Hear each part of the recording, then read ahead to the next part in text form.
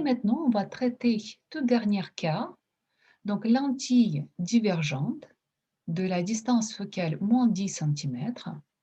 Donc, nous avons le cas de B, toujours lentille divergente, donc f' égale à moins 10 cm.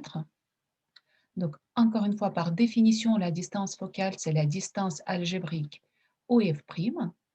Donc, toujours un petit schéma pour nous, pour positionner les points, pour connaître le signe de telle ou telle distance. Donc, nous avons OF', ici nous avons OF, et OA', l'image est positionnée par rapport au centre optique à la distance moins 20 cm. Donc, qu'est-ce que ça veut dire? Ça veut dire qu'on part du point O vers A' contre le sens de propagation de la lumière. Donc, notre A', donc on va partir de O vers A', sera virtuel car situé avant lentille. D'accord? C'est-à-dire qu'on ne pourrait pas visualiser cette image sur l'écran. Très bien. Et on cherche à connaître l'objet qui correspond à cette image. Et cette fois-ci, on va utiliser la formule de Newton. Donc, je vais réécrire cette formule. FA, F'A' est égal moins F' au carré. FA, dans ce cas, la position de l'objet par rapport au foyer principal objet de cette lentille. Donc, ça sera moins F' au carré divisé par F'A'. Donc, F'A', je peux retrouver en appliquant la relation de Schall. Donc, je connais la position, la distance OA', donc je vais introduire le point intermédiaire O. Donc, ça sera F'O plus OA'. Tout de suite, je vérifie. Si je vais coller les deux lettres ensemble, je vais retrouver F'A', donc la distance initiale.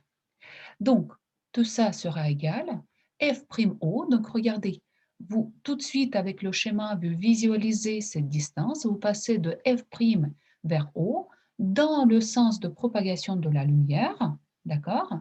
Et cette distance sera égale en valeur absolue à la distance focale. D'accord? Donc, F'O est positive, est égal à 10 cm, OA' moins 20 cm. Donc, le résultat, moins 10 cm. Donc, F'A', donc on vérifie, F'A', je passe de F' vers A' contre le sens de la propagation de la lumière. Très bien. Donc, on va faire l'application numérique. FA sera égal moins F' au carré, donc 5, divisé par moins 10. Donc, le résultat, ça sera 10 cm. D'accord? Donc, sur mon schéma déjà, FA est égal à 10. Donc, A est un objet virtuel, d'accord, qui est positionné à 10 cm de foyer principal objet. Donc, maintenant, très souvent, c'est beaucoup plus pratique à comparer la position de l'objet et de l'image d'ailleurs par rapport au centre optique. Donc, on va trouver cette distance OA par rapport au centre optique en appliquant la relation de Schall. Donc, regardez, O, je vais introduire en nouveau lettre F plus FA. Donc, F et F, si je vais les coller ensemble, va me donner OA, donc la relation est juste.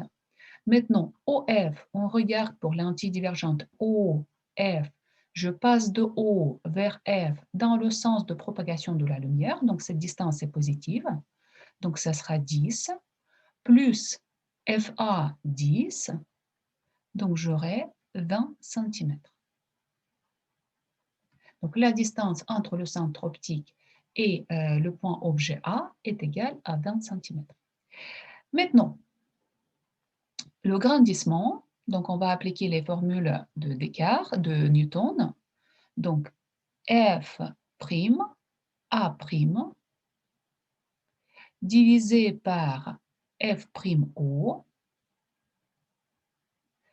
F'A', donc nous avons trouvé c'est moins 10 cm. F'O, donc distance positive dans le sens de propagation de la lumière, qui est égale en valeur absolue à la distance focale. Donc ça sera 10 cm.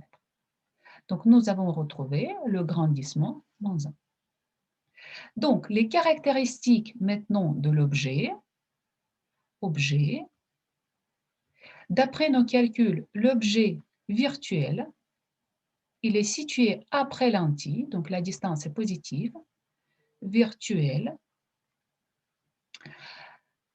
Cet objet est de la même taille que l'image. Vous voyez, le grandissement égal à moins 1, donc même taille avec A'B', mais renversé. Regardez, vous avez le signe moins. Donc, l'objet est renversé par rapport à l'image. Donc, on va dire inversé. Il y a le signe moins. Et maintenant, on va confirmer nos calculs par la construction. Donc, je vais présenter cette lentille divergente et je vais positionner cette image. Donc, voilà notre lentille. Maintenant, on va construire l'objet. Donc, on va utiliser les 3 rayons remarquables. Donc, un rayon qui ressort à la hauteur de B'. Ce rayon arrive tout en passant par F.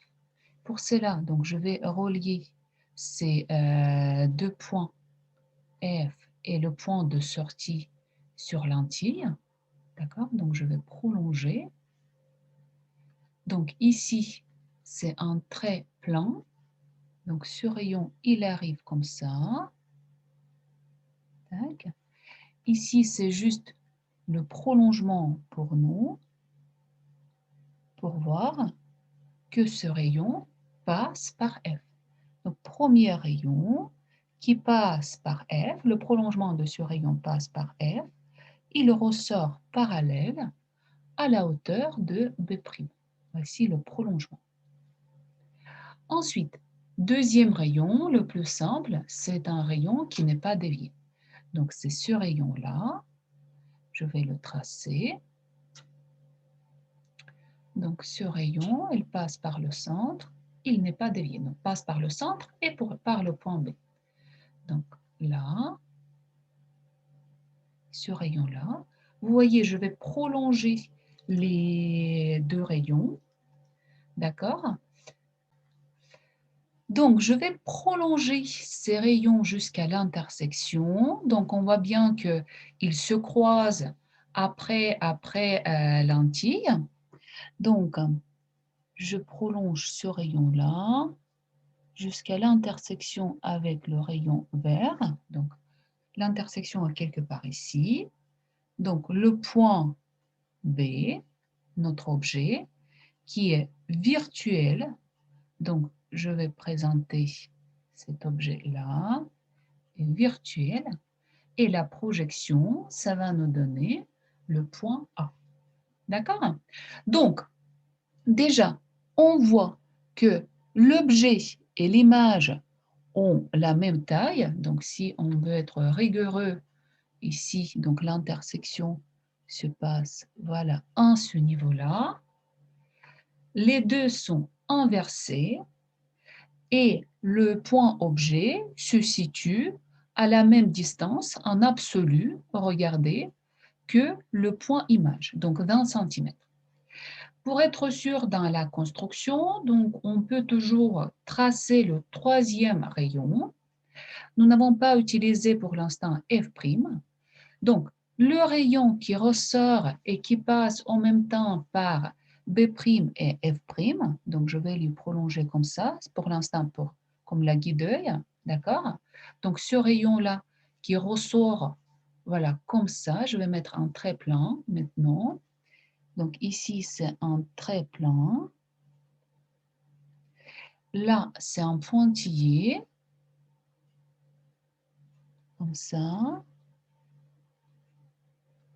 Donc ce rayon-là, qui ressort, il arrive parallèle à l'axe optique. Donc, je vais lui tracer. Il arrive parallèle à l'axe optique. Voilà. Hop. C'est légèrement décalé, mais ça, c'est pas grave. Voilà. Parce que je ne suis pas trop précis sur ce dessin. Donc, je prolonge pour moi. Donc, comme ça, je prolonge.